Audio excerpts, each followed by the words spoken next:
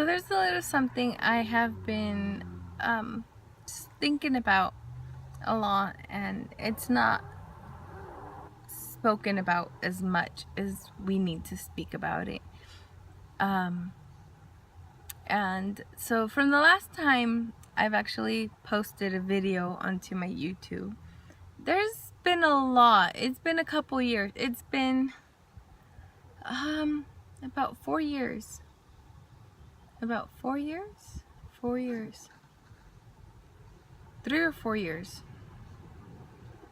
that I've posted, the last time I posted a video. And well, I think I did announce I was engaged. I since then have been married for a couple years now.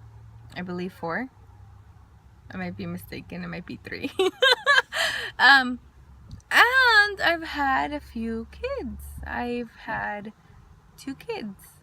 I also have one in heaven waiting for me. But I do have a few kids, which we have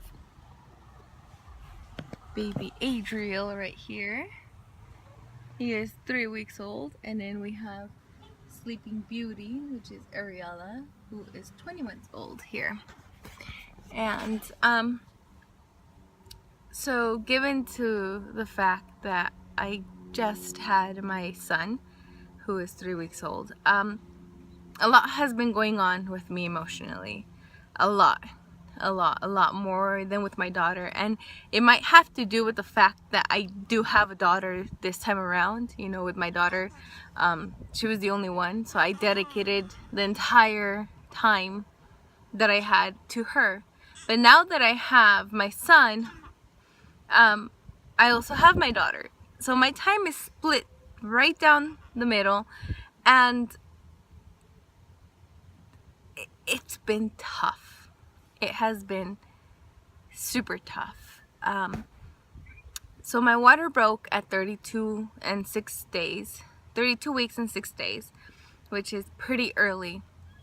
I was hospitalized at that time, and we were waiting until 34 weeks to induce labor with my son. This was just about a month and some days ago.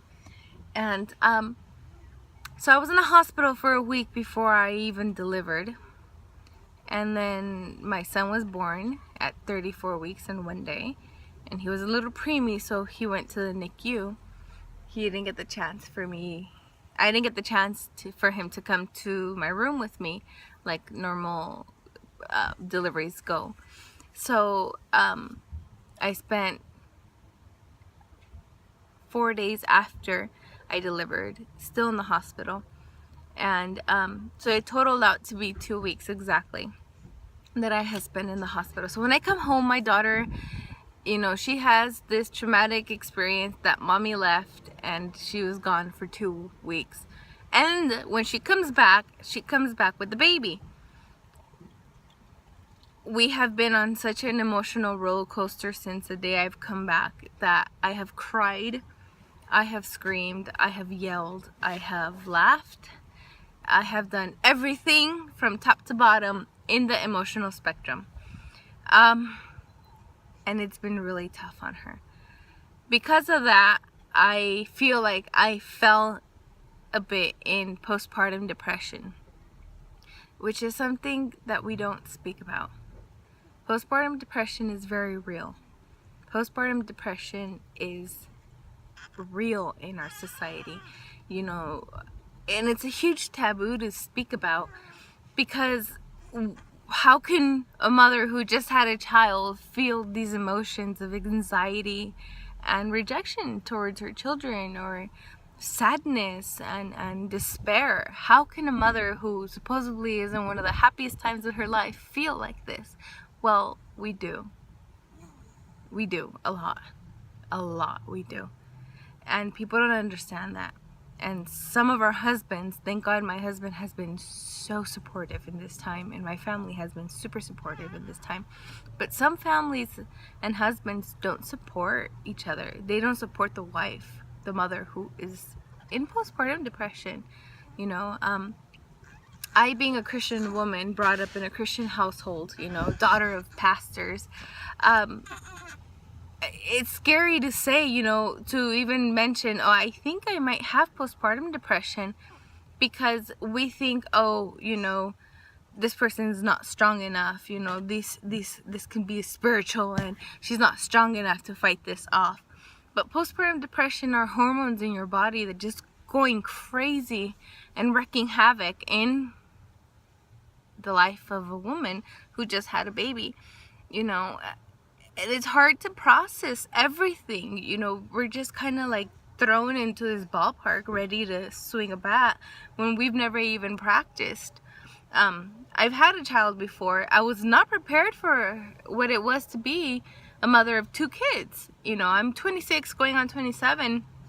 I've read so many articles, so many journals, so many books on parenting, and I was not ready for what was going to happen with my daughter and my son together at home, after 2 weeks of being hospitalized.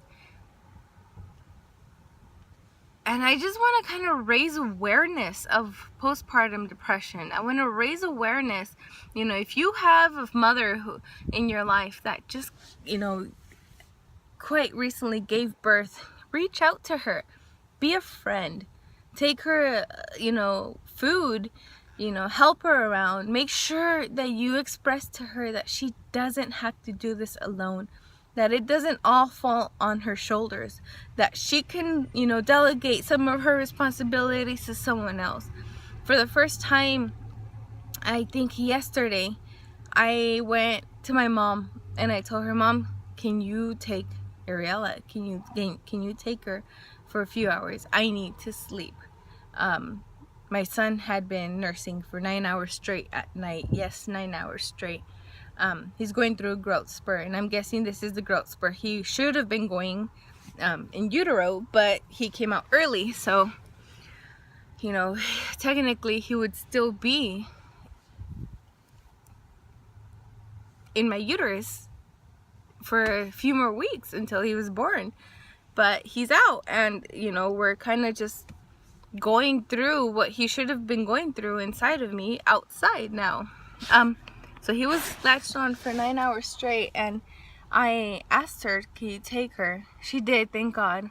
I didn't go back to sleep because he woke up and ate again, but I had that time to relax. Also, over the weekend, for the first time, my husband was the one that pushed for it. He's like, leave me a few bottles of milk, leave me the children, and go out. I literally had to. I went to CVS and bought a few things I needed, but I literally, bought myself lunch, went to the park, and I had a very deep devotional with God. I am a Christian woman, so my faith is in God, and I believed, in that moment that my only salvation would come from God. I was in a very bitter place. I was very mean. I was very, very angry. I was depressed. I was crying for no reason. I was sad. I was going through postpartum depression. I didn't even know about it. So I went to the park and I sat down and I saw these kids playing, and I was just like, God, okay, what's going on? Is there something spiritual? Is there something emotional? Is there something physical? I can't go through this anymore, and I can't put my kids through this anymore. I can't put my husband through this anymore. I need answers. And I was just there for about an hour, and I was just, okay, Lord, what do I do? I don't know what he did inside of me, but everything just snapped. And then I was like, okay, being in the presence really just replenished the energy I did not have, the strength I did not have. I came home, I got on my knees and hugged my daughter, and I apologized for being so mean, for being not who I was, you know, for not being understanding, because I had to understand that she is also going through something very tough in her life. You know, her entire short life, you know, it was just me and her at home for some time, and now, you know, it's not only daddy, mommy, and her, it's daddy, mommy, her, and baby. So the purpose of this video is to kind of raise awareness, reach out, read about what's going on with you moms. Don't be scared to talk about someone. If you're spiritual, you know, go to your pastor, go to your spiritual leader, talk about it. You know, you need to open up about it. If you don't have a spiritual leader, I highly recommend you find a church filled with the Spirit, who will not reject you for being you, you know, you're flawed you. You know, there's churches that expect perfection. That's a whole other video I'm not going to even talk about right now. But look for support, look for help. If you don't have it at home, look for it outside. You know, also sit down with your husband and tell him what's going on. Sit down with your partner, sit down with your family and tell him, you know what, I feel like this and this and this and this and this. I'm going crazy. I told my husband, I feel like I'm going crazy here. I need to get out. And I left. I left for the day, and he stayed with them. But reach out. Do not go down that path alone. Do not go down that path at all. You don't have to. You can reach out. It's hard to love your children when you can't love yourself at that moment. And, you know, and if you know somebody and you notice they're not acting themselves, reach out to them. Be a friend that they need at that moment. They need a friend, you know. So, I don't know what else to say. I just kind of wanted to tell you guys my story of what it felt like.